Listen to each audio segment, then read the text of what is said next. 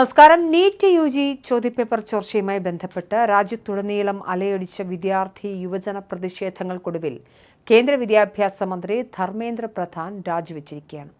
2018 വിദേശകാര്യ സഹമന്ത്രി സ്ഥാനത്തു നിന്നും NJ അക്ബർ പടിയിറങ്ങിയതിനു ശേഷം ആദ്യമായാണ് ഒരു വിവാദത്തെ തുടർന്ന് നരേന്ദ്രമോദി മന്ത്രിസഭയിലെ ഒരു കേന്ദ്രമന്ത്രിക്ക് രാജിവെക്കേണ്ടി വരുന്നത്.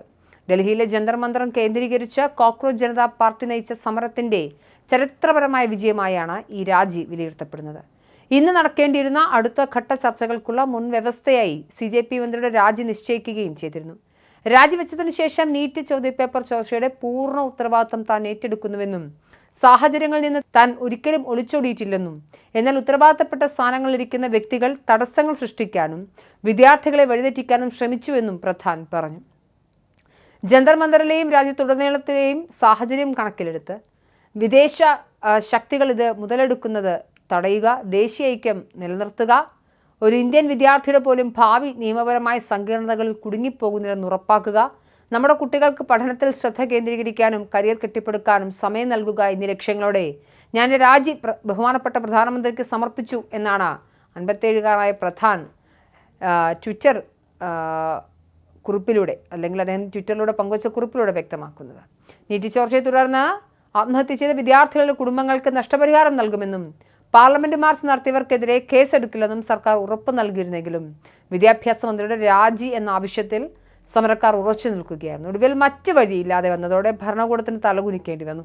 നീറ്റ് ചോർച്ചയുടെ പൂർണ്ണ ഉത്തരവാദിത്തം താൻ ഏറ്റെടുക്കുന്നുവെന്നും സാഹചര്യങ്ങളിൽ നിന്നും ഒളിച്ചോടിയിട്ടില്ലെന്നും അദ്ദേഹം പറയുന്നുണ്ട്. ഒഡീഷയിൽ നിന്നുള്ള നിർണായക നേതാവും കേന്ദ്ര പെട്രോളിയം മുൻ മന്ത്രിയുമായിരുന്ന ധർമ്മേന്ദ്ര പ്രധാന്റെ രാജി BJPക്കും RSSനും വലിയൊരു രാഷ്ട്രീയ തിരിച്ചടിയാണ്. BJPയുടെ സോഷ്യൽ എഞ്ചിനീയറിംഗ് രാഷ്ട്രീയത്തിൽ വലിയ പങ്കുവഹിച്ചിരുന്നതും സംഘപരിവാറിന് അതിപ്രധാനമായ വിദ്യാഭ്യാസ വകുപ്പ് കൈകാര്യം ചെയ്തിരുന്നതുമായ ഒരു പ്രമുഖ നേതാവിനെ കൈവിടേണ്ടി വന്നത് പ്രധാനമന്ത്രി നരേന്ദ്രമോദിക്കും തിരിച്ചടിയാണ്. 2014 മോദി സർക്കാർ അധികാരത്തിൽ വന്നതിന് ശേഷം വിവാദത്തിൽപ്പെട്ടാലും മന്ത്രിമാർ രാജിവെക്കാറില്ലെന്ന പ്രതിപക്ഷ ആരോപണങ്ങൾക്കിടയിലാണ് ഈ അപൂർവ സംഭവം നടക്കുന്നത്.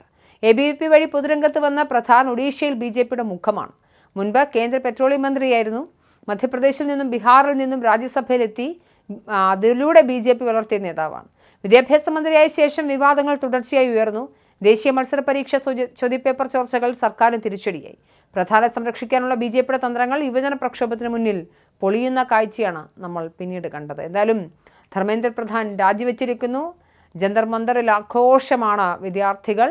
മാത്രമല്ല, ഈ ഘട്ടത്തിൽ JP നദ്ദ ഉൾപ്പെടെയുള്ള കേന്ദ്രമന്ത്രിമാരുമായി CJPയുടെ പ്രതിനിധികൾ അടുത്ത ഘട്ട ചർച്ചയ്ക്കും ഇരുന്നിട്ടുണ്ട്. ഔദ്യോഗികമായി തന്നെ കാര്യങ്ങൾ അറിയുന്ന രീതിയിലാണ് ഇപ്പോൾ ചർച്ച മുന്നോട്ട് പോകുന്നത്.